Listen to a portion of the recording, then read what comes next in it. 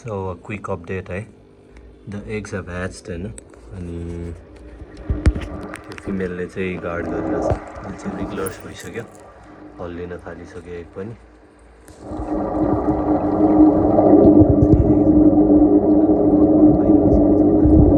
Video है।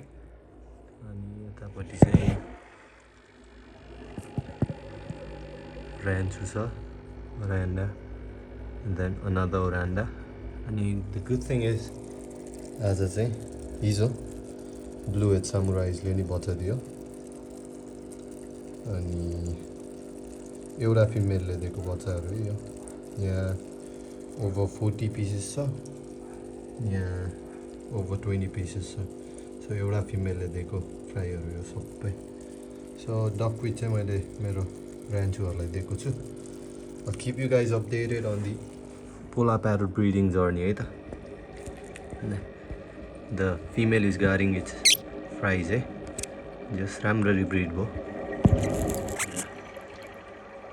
Don't forget to like and subscribe अन्त अलिक देख्दैन होला,